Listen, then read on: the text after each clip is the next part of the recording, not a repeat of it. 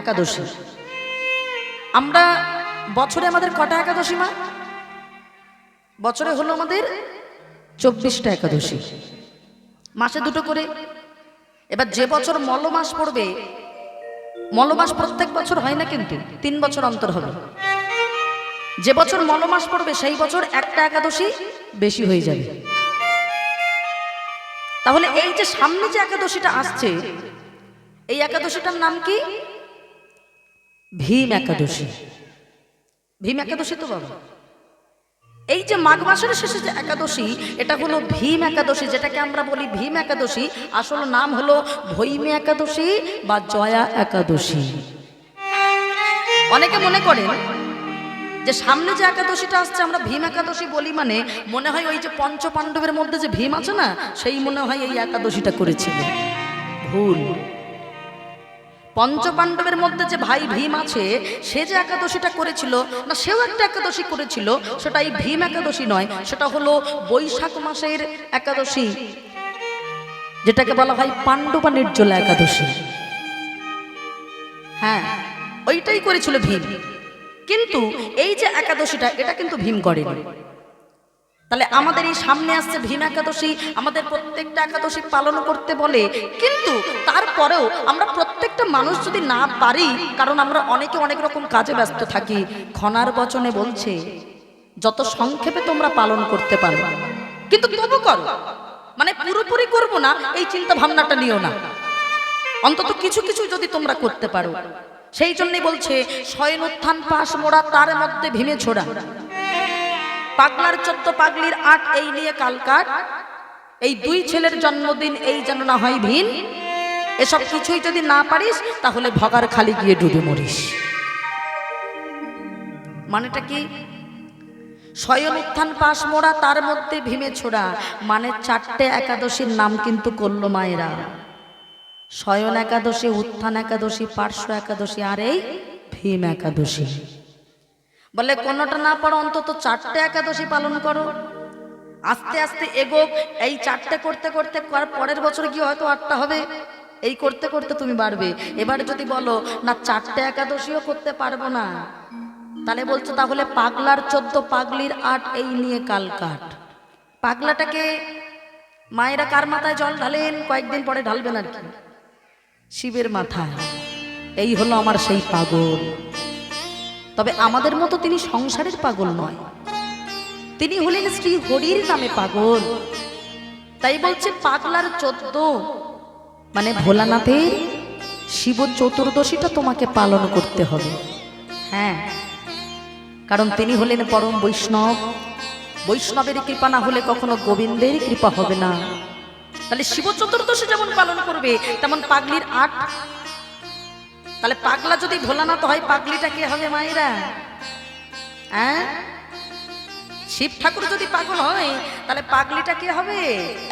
মা দুর্গা। দুর্গা পূজার সময় আপনারা অষ্টমী ব্রত করেন তো, তাহলে ওটাই পালন করতে বলছে, অন্য কিছু নয়।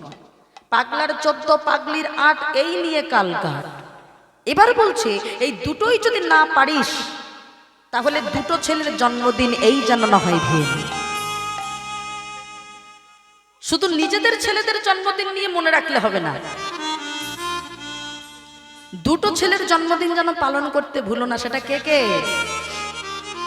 এক হচ্ছে আমার রামচন্দ্রের রামনবমী, আর একটা হলো ভগবান শ্রীকৃষ্ণের জন্মাষ্টমী ব্রত। এটা তোমরা পালন করতে ভুলো না। এবার বলছে কিছুই যদি না পারিস, মানে আমরা যদি বলে থাকি আমরা হলাম অকম্মার ঢেকি, অত উপোস টুপোস আমরা করতে পারবো না, শুধু খাবো দাবো আর ঘুরে বেড়াবো।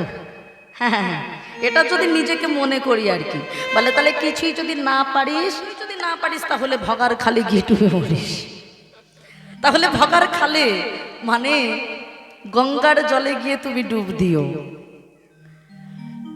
তাহলে বলছে দেখো গঙ্গার জলে আমাদেরকে ডুব দিতে হবে, আর দিলে কি হবে? আমাদের সমস্ত জ্বালা আমাদের দূরীভূত হবে। আমাদের 3 প্রকার জ্বালা আছে, আদি দৈবিক, আদি ভৌতিক, আধ্যাত্মিক। সারাক্ষণ নিজেরা কি করে ভালো থাকবো, ভালো কি করে পড়বো, ভালো কি করে খাবো, ভালো কি করে মাখবো, সেইটা ভেবেই ভেবেই আমাদের দিনটা পার হয়ে গেল। কিন্তু ভগবানকে আমাদের আর ডাকার সময় হলো না। তাহলে যিনি স্রষ্টা, যিনি আমাদেরকে পৃথিবীতে পাঠিয়েছেন,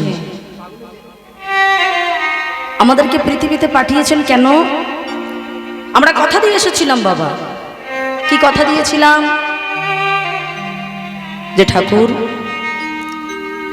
তুমি আমাদের শ্রেষ্ঠ জীব করে পাঠাও। মায়েরা, যত কিছু জগতে জীবগুলো পশুগুলো আছে সব থেকে শ্রেষ্ঠ জীব হলো মানুষ।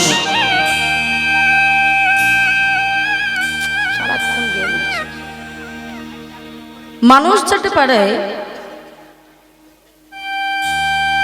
আমরা মানুষেরা যেটা পারি অন্য কোনো পশু অন্য কোনো জীব সেটা পারে না। তাহলে আজ আমরা সবকিছুর থেকে ঊর্ধ্বে।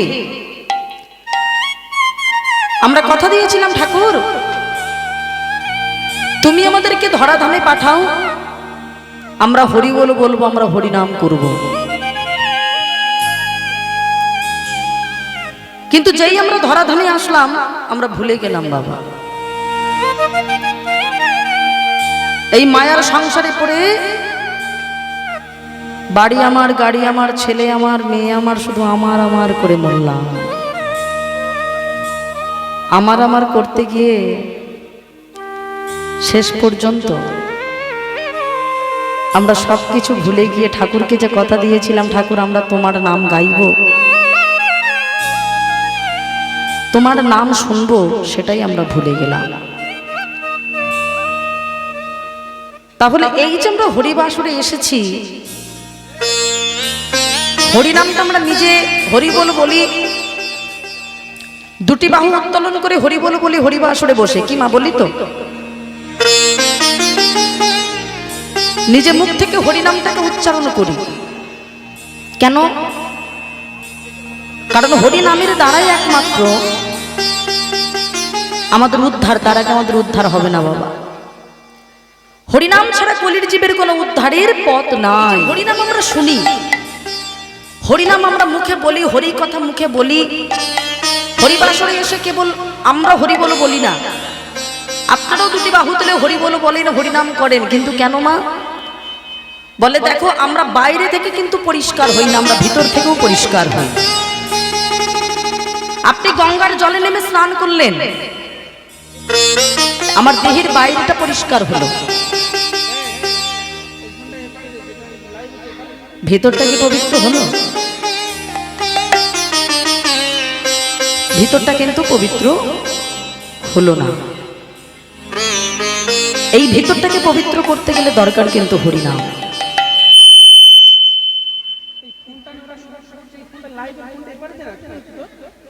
তাহলে এই যে আমরা আত্মার যে স্নান করাই, এই আত্মাটাকে স্নান করাতে গেলে দরকার কিন্তু শুধুমাত্র হরির নাম। হ্যাঁ, যেমন দেখবেন মায়েরা, মানুষ যখন মারা যায়, আমাদের সনাতন ধর্মের নিয়ম আছে, মানুষ মারা গেলে কি হয়, মুখে একটু আগুন দিতে হয়, আমাদের সনাতন ধর্মের নিয়ম, তাই তো? তার ছেলে থাক বা তার যেই থাক না কেন, তার ছেলে না থাকলে অন্য কারোর আত্মীয় স্বজনের ছেলে এসে মুখে আগুন দেওয়া হয়। কেন? অনেকে প্রশ্ন করতে পারে এটা কিরকম একটা নিয়ম। সন্তান হয়ে পিতামাতার মুখে কখনো আগুন দিতে পারে? কিন্তু পিতামাতার মুখে তো বাবা জোর করে আগুনটা এমনি ধরছে না, একটা আগুনের ছোঁয়া দিতে হয়। কিন্তু কেন? বলে আগুন দিলে একটাই কাজ হয় বাবা। কাজটা কি? আগুন এমন একটা, বলছে অগ্নির দ্বারা একমাত্র সবকিছু পবিত্র হয়। এই যেমন আপনি পুজো করতে বসেছেন, পুজো করতে বসে তাহলে আপনাকে কি করতে হবে? পুজো করতে বসে দেখুন আমাদেরকে প্রদীপ জ্বালাতে হচ্ছে, তার মানে সেখানে আগুনের দরকার হচ্ছে। আপনি কোন একটা যজ্ঞ করছেন, সেখানে কিন্তু অগ্নির দ্বারা আপনাকে হোমাগ্নিটা করতে হচ্ছে। সেখানে বলতে হলো অগ্নি দেবায় ও স্বাহা, তার মানে বুঝে নিতে হবে অগ্নিদেবায় স্বাহা বললাম, মানে আগুনের দ্বারা আমরা পবিত্র হতে চাই। তা ঠিক তেমন এই যে মানুষটা মারা গেলে মুখে আগুনটা কেন দেওয়া হয়? যে ও সারা জীবনে যদি হরিনাম না করে থাকে, ওর মুখ যদি শুদ্ধ না হয়ে থাকে, তবে আগুনের দ্বারা শুদ্ধটা করে দেওয়া হলো। কারণ আমরা সন্তান হিসাবে, আমরা আত্মীয় স্বজন হিসাবে এটাই চাইবো, মানুষ মারা গেলে যেন ভগবানের চরণ সান্নিধ্য পায়। আর পেতে গেলে তার জন্য আগে পবিত্রটা হতে হবে, সেই জন্য মুখটাকে পবিত্র করে দেওয়া হলো। তবে হ্যাঁ, হিন্দু ধর্মে সবাইকে কিন্তু মুখে আগুন দেওয়া হয় না বাবা। যারা প্রসাদ ভোজি, মানে ভগবানকে প্রসাদটা উৎসর্গ করে তারপরে সেবা করে, যারা বৈষ্ণবের আচরণটা করে আর কি, তাদেরকে কি করা হয়? তাদেরকে মুখে আগুন নয়, তাদেরকে সমাধি দেওয়া হয়। কেন? বলে ও তো এমনিতেই ভগবানের প্রসাদ সেবা করে করে, প্রত্যেক দিন হরিনাম করে করে এমনিতেই মুখটা পবিত্র হয়ে আছে, শুদ্ধ হয়ে আছে। সাউন্ডটা কেমন হয়ে গেল? মোটা হয়ে গেল। জনিতাই বেশটা কমা, জনিতাই। তাহলে আমাদেরকে শুদ্ধ করে দেওয়া হলো। এই জন্য দেখবেন আমাদের হিন্দু ধর্মের নিয়ম আছে, মানুষের মুখে আগুনটা দিতে হয়। এবার বলি বাবা, আমরা ঠাকুর পুজো করতে বসলাম, আমরা মন্দিরে গেলাম, মন্দিরে বসে আমরা প্রণাম করছি, তখন ব্রাহ্মণ আমাদেরকে মন্ত্র বলাচ্ছে। এবার দেখুন, আমরা যখন ব্রাহ্মণ আমাদেরকে মন্ত্র বলাচ্ছে, একদিন আগে সরস্বতী পূজা গেল, প্রত্যেকটা পূজায় আমরা মন্ত্র বলি, ব্রাহ্মণ আমাদেরকে মন্ত্র বলায় অপবিত্র পবিত্র বা সর্বাবস্থাং গতৌপি বা যৎসরে পুণ্ডরীকাক্ষাং অভ্যন্তর শুচি। কি বললো মা? অভ্যন্তর শুচি। বেশি করে দক্ষিণা দিয়েছি সরস্বতী পূজা। আমরা ব্রাহ্মণের কাছে মন্ত্রের মানেটা জানতে চাই না। আমরা গিয়ে শুধু বলি, আরে ও ব্রাহ্মণ, এত এত দক্ষিণা দিলাম, তুমি আমার নামটা বললে না কেন? আমরা আমাদের নামটা শোনা নিয়ে ব্যস্ত থাকি। বাবা এত টাকা দিয়েছি, আমার নামটা বলবে না, আমি অঞ্জলি দিচ্ছি, এটা নিয়ে আমরা ব্যস্ত থাকি। কিন্তু একবারও ভাবি না যে প্রত্যেকটা মন্ত্রের মানেগুলো কি বলছে। বলছে অভ্যন্তর শুচি, মানে ভিতর থেকে তোমাকে শুচি হতে হবে, ভিতর থেকে তোমাকে পবিত্র হতে হবে। আর এই ভেতর থেকে পবিত্র হতে গেলে কি করতে হবে? হরির নামটাকে আশ্রয় করতে হবে, হরিনাম গাইতে হবে, হরিনাম বলতে হবে। ভগবানের জন্য অনেক নিয়ম আছে, অনেক কর্ম আছে। সারা জীবন নিজেদের কর্ম করে গেলে হবে না, ভগবানের জন্য কিছু করতে হবে। হরিনাম করলে কি হবে? সমস্ত প্রকার যত জ্বালা সব দূরীভূত হয়ে যাবে। দূরে যাবে ত্রিতাব জ্বালা, তোমরা পারা নামের মালা।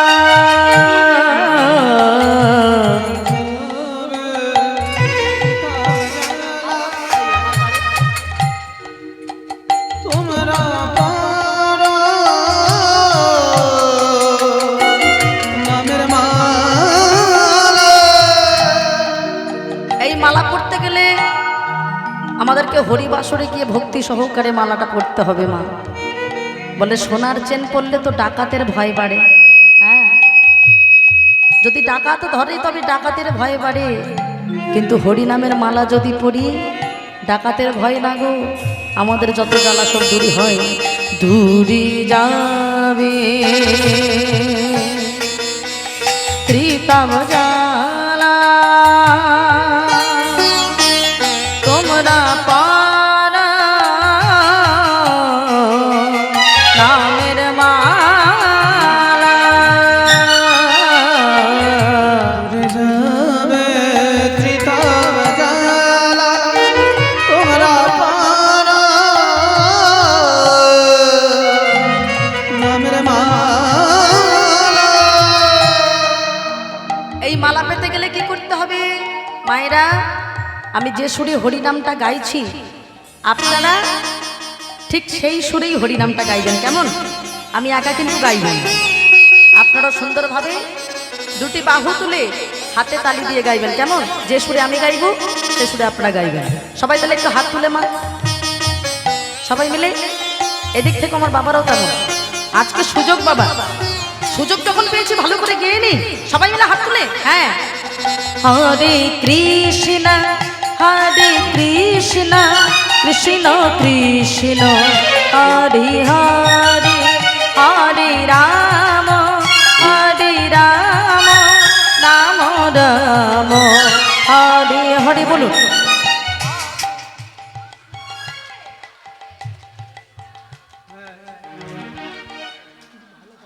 বাহ, সুন্দর, আরেকটু জোরে।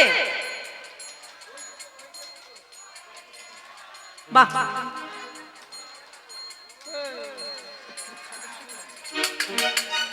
এই পাড়ার মায়েরা কিন্তু খুব সুন্দর গানের গলা কিন্তু, যাই বলে। মানে আগে জানলে আমার কমিটি দাদা ভাইরা কি আর আমাদেরকে ডাকতো নাকি ভাবছেন?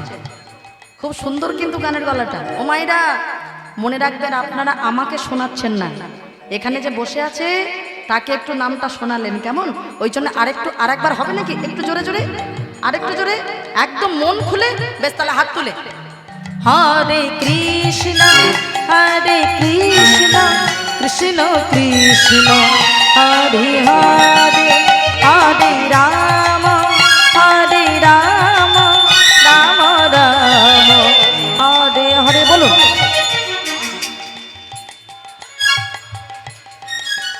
আরেকটু জোরে, সুন্দর, বাহ বাহ, সুন্দর। হরে কৃষ্ণ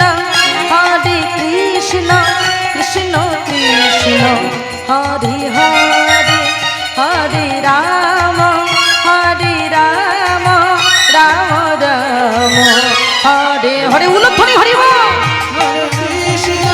হরে কৃষ্ণ কৃষ্ণ কৃষ্ণ হরে হরে হরে রাম রাম রাম হরে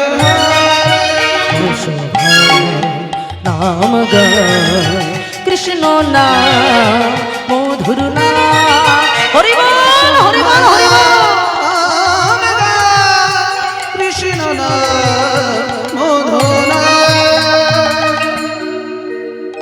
তাহলে এই যে হরিনাম আপনারা গাইলেন, একটা সত্যি কথা বলেন তো মায়েরা, হরিনাম তো আপনারা শুনছেন, সারা দিন রাত শুনছেন।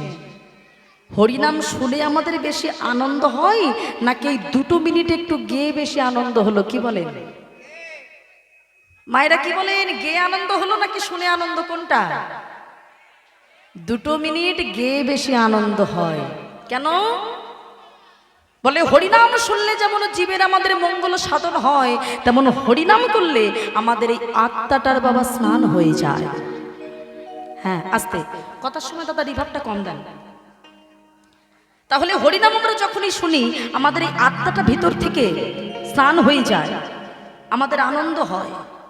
কিন্তু মনে রাখবেন মা, প্রকৃত বৈষ্ণব হতে গেলে, ভগবানের চরণ পেতে গেলে 3টি জিনিস অতি অবশ্যই প্রয়োজন।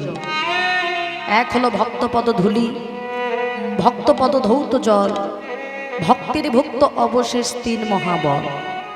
ভক্তের চরণ ধুলি তাতে মোর স্নান কেলি, তর্পণ মোর বৈষ্ণবের নাম, বিচারে করিয়া মনে ভক্তির স্বাস্বাদনে, মধ্যস্থ ভাগবত পুরাণে তাই গৌর হরি বল। শ্রীমদ্ ভাগবত গীতা জানিয়ে দিল, ভক্তের পদধূলি তোমাদের আগে পেতে হবে। ভগবানকে পেতে গেলে আগে ভক্তের পদধূলি প্রয়োজন। এই যে হরিবাসন আমার বাবা মায়েরা বসে আছেন, ও মায়েরা আপনারা পদধূলি পাবেন কি করে? পদধূলি যদি পেতেই হয় কি করে পাবেন? একটা সহজ উপায় আছে, কি বলেন তো? এই যে এতজন ভক্তজন বসে আছে না, একটা কথা বলেন তো, প্রত্যেকজনের পায়ে হাত দিয়ে দিয়ে প্রণাম করা কি সম্ভব? একটা সহজ উপায় আছে। হরিবাসরে যখনই আমরা কীর্তনটা শুনতে বসবো, এখানে কত কত ভক্তের পদধূলি পড়ে আছে না? এই কীর্তনটা শোনার আগে বাবা ওই জায়গাটা একটু হাত দিয়ে মাথায় দিতে হবে। যদি বলেন কেন? অত ধুলো টুলো মাথায় মাখতে যাবো কেন? মাথায় তো শ্যাম্পু করে এসে বসলাম। মনে রাখবেন, ধুলো আমরা তো শুধু মাথায় দিচ্ছি, আমাদের কলির ভগবান যিনি গৌর হরি, তিনি শুধু ধুলোটা মাথায় দেয়নি মায়েরা, এই ধুলোটাই তিনি গড়াগড়ি দিয়ে বলেছিলেন, ওকে বলি হতো যে একবার তোমরা হরি বলটা বলো, একবার তোমরা হরি নাম করো, যেটার দ্বারাই তোমরা উদ্ধার হবে, তার আগে নয়। কেন? কথায় বলে যদি পেতে চাও কিছু তবে আগে তো হও নিচু। ও মায়েরা, কলসি থেকে যখন গ্লাসে জলটা ঢালেন, কে মাথাটা নিচু করে বলেন তো? গ্লাস মাথা নিচু করে নাকি কলসি? কলসি। কলসি বড়, অথচ ওই মাথাটা নিচু করে। ধান গাছ তো দেখেছেন, যেখানে ধান চাষ হয়, ধান গাছে যখন ফসলটা পরিপূর্ণভাবে এসে যায়, সব গাছগুলোর ভিতরে কি ফসল ভালো হয়? হয় না। যেগুলোর ভিতরে ভালো ফসলটা আসে, সেই ধান গাছটার মাথাটা কেমন, সোজা হয়ে থাকে না নিচের দিকে থাকে? নিচের দিকে থাকে। কেন? ওর ভিতরে ফল আছে, ও ভারে মাথাটা নিচু করে ফেলেছে। আর যেগুলো আখড়া চিটে, সে একদম মাথা সোজা উঁচু করে দাঁড়িয়ে আছে। ঠিক তেমন এই জগতে যে মানুষের ভিতরে গুণ আছে, জ্ঞান আছে, সে কোনোদিন কারোর কাছে মাথা উঁচু করে বলে না আমি অমুক ব্যক্তি, আমি তমুক ব্যক্তি। কিন্তু যার ভিতরে গুণ নেই, জ্ঞান নেই, সে সবার কাছে বলে বেড়াবে মাথা উঁচু করে, এই তোমরা কিন্তু সবাই আমাকে একটু মান করে চলো, একটু সম্মান করে চলো। তা মনে রাখবেন মা, আসলে আজকালকার মানুষ তো আমরা, আজকালকার দিনে আমরা অন্য মানুষের কাছে মাথা নিচু তো দূরে থাক, আমরা সকাল সন্ধে নিজের পিতামাতার চরণে কি প্রণাম করতে জানি মা? এখনকার ছেলে মেয়েরা সকাল সন্ধে নিজের পিতামাতার চরণে প্রণামটা করে না। পিতামাতার চরণে প্রণাম তো দূরের কথা, এখনকার দিনে পিতামাতার জন্য খুব সুন্দর একটা জায়গা হয়েছে বাবা, যেটা হলো বৃদ্ধাশ্রম। হ্যাঁ, আমরা সবাই শিক্ষিত হয়েছি, কিন্তু তাই বলে আমরা কি সবাই মানুষ হয়েছি? পশুবৃত্তি মানব জাতি করছে পালন, অজ্ঞানতার অন্ধকার এদের পরিপূর্ণ মন। পাপপূর্ণ ভালো মন্দ পশু জানে না, কিন্তু মানব জাতি জেনেও তাহা মেনে চলে না। ইউনিভার্সিটি ডিগ্রি এদের আছে কত শত, তথাপি আর চলন বলন যেন মূর্খের মতো। বাঁদরের আদর বেশি হচ্ছে সারা দেশে, মাতা পিতার সেবা ছেড়ে এরা কুকুর কিনে পোষে। এমন কিছু মানুষ আছে বিশ্ব চরাচরে হৃদয়ে ভরা নোংরা তাদের, এরা ভদ্রবেশে ঘুরে। ভদ্রবেশে ঘুরলে দেশে মানুষ বলে না, মানুষ হবে জাগবে যেদিন তোমার জ্ঞানের চেতনা নিতাই গৌর হরি। আজকে যদি এটাকে আমরা মেনে চলতাম না, তাহলে একে অপরের প্রতি এত শত্রুতা থাকতো না বাবা। কুরুক্ষেত্রের মাঠে যে গান্ধারীর 100টা ছেলের সঙ্গে যে 5 ভাইয়ের যুদ্ধ হবে, সেই গান্ধারী বাবা যুধিষ্ঠিরের জেঠিমা। যুধিষ্ঠির যুদ্ধের 2 দিন আগে ওই গান্ধারীর পায়ে হাত দিয়ে প্রণাম করে বলেছিল, বড় মা গো, আমি তোমার কাছে এসেছি। ও বড় মা, আমাকে একটু আশীর্বাদ করবে। কেন এসেছিস? দূর হয়ে যাওয়ার চোখের সামনে থেকে। তোরা হলি শত্রু। আমার 100টা ছেলের সঙ্গে তো 5 ভাই যুদ্ধ হবে, তোরা তো শত্রু। বড় মা গো, তুমি আমাকে শত্রু ভাবলেও আমি তোমায় শত্রু ভাবি না। জানো বড় মা, আমি আমার নিজের মাকে এখনো প্রণাম করিনি, কারণ তুমি হলে আমার বড় মা। মায়েরা, সংসারে যারা জেঠিমা হয় তারা বড় মা হয় না? তুমি তোমার বড় মা, তাই তোমাকে আগে প্রণাম করতে এসেছি বড় মা। বড় মা গো, তুমি তো চাও আমি মরে যাই, তুমি আমার মাথায় হাত দিয়ে একটু আশীর্বাদ করো না বড় মা। মায়েরা, মাতা পিতা যে জীবনে কত বড় সম্পদ, সেটা সন্তান হয়তো থাকতে বোঝে না, হারিয়ে গেলে বোঝে। মানুষ তো দাঁত থাকতে দাঁতের মর্ম বোঝে না বাবা। আমরা পিতামাতাকে বলি কেমন বাড়ি করে দিয়েছো, কত বড় বাড়ি করেছো, দেখো অমুক ব্যক্তির কত বড় বাড়ি, তুমি আমার কটা গাড়ি কিনে দিতে পেরেছো, পিতামাতাকে বলি।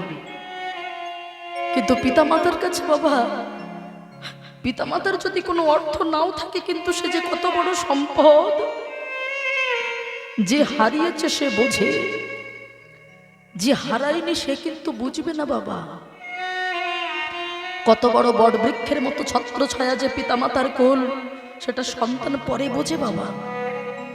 যেমন আমি হারিয়েছি বাবা, আমার মাও ছিলেন একজন কীর্তনিয়া, কিন্তু আমার মা বর্তমানে আর বেঁচে নেই। মা খুব কম বয়সে সে গোপাল সেবা করত, প্রসাদ ভোজি ছিল, কোনো রোগ ছিল না। মা এতদিন হরিবাসরে বলতাম, মায়েরা আজকে সুযোগ আছে, কীর্তনটা শুনে নেন, করে নেন। আমাদের জীবনে আর একটা দিন আছে কিনা আমরা জানি না, আমাদের জীবনে আর 2 সেকেন্ড আছে কিনা জানি না। আমার জীবনে কথাটা বড় সত্যি মাগো। আমি যখন পশ্চিম মেদিনীপুর গানে এই চৈত্র মাসের 21 তারিখে, আমার মা মাত্র 2 সেকেন্ডের মধ্যে মারা গিয়েছে। মা কথা বলতে বলতে শুধু বলেছে, আমার ছেলে মেয়ে দুটোকে দেখো, আর কোনো কথা বলেনি, কোনো কষ্টও পায়নি। কিন্তু মা একটা কথা বলে গিয়েছিল জানেন, যে মা গো, আমি সারা জীবন হয়তো বেঁচে থাকবো না, কিন্তু জীবনে এমন একটা তোমাকে জিনিস শিখিয়ে গেলাম, যে কীর্তন, যেটার মধ্যে থেকে তুমি হাজার হাজার পিতামাতার ভালোবাসা পাবে, হাজার হাজার নিঃস্বার্থ ভালোবাসা তুমি বাবা মায়েদের পাবে। এটা তো সত্যি মা। আজকে যে হরিবাসরে আপনারা আমাকে ভালোবাসাটা দিয়ে বসে আছেন, আচ্ছা আপনাদের সত্যি করে বলেন তো, আমার প্রতি কি কোনো স্বার্থ আছে? বিনা স্বার্থে আপনারা ভালোবাসাটা দিয়ে বসে আছেন। যদি কীর্তনটা না শিখতাম তাহলে তো পাওয়া হতো না। হয়তো জন্মদাত্রী মাকে হারালাম, কিন্তু আপনাদের তো পেলাম, ভালোবাসাটা তো পেলাম। তাই যুধিষ্ঠির সেটাই বোঝালো, মা গো আমায় একটু আশীর্বাদ করো। কি আশীর্বাদ করবে জানো? শোনো মা, তুমি চাও আমরা 5টা ভাই যেন মারা যায়, কিন্তু এটাই তোমাকে বলবো, তুমি এটা আশীর্বাদ করো, আমি এই জন্মে যেমন কৃষ্ণ ভক্ত হয়ে বেঁচে আছি, আমি মারা গিয়ে আগত জন্মে যেন আমার কৃষ্ণ ভক্ত হতে পারি। নিতাই গৌর হরি। আচ্ছা বলেন তো মা, যত বড় পাষাণী হোক না কেন, তারা রাগ থাকে আর ক্রোধ থাকে? সব ক্রোধ চলে গেছে। কি বললি বাবা, আমাকে তুই মা বলে ডাকলি, আমার কাছে তুই মৃত্যু ভিক্ষা চেয়েছিস? না বাবা না, আমি তোর মৃত্যুর আশীর্বাদ করতে পারবো না। তবে তবে আমি তোর মাথায় হাত দিয়ে আশীর্বাদ করছি, আমি তোর বড় মা, আমি তোর বড় মা হয়ে আশীর্বাদ করছি। এই যুদ্ধের পরিণতি হবে কি জানিস? এই যুদ্ধের পরিণতি হবে, ধর্মপক্ষের হবে জয়, অধর্মের হবে নিশ্চিত পরাজয়। নিতাই গৌর হরি। গান্ধারী খুব ভালো করে জানতো তার 100টা ছেলে অধর্মের হয়ে লড়াই করছে।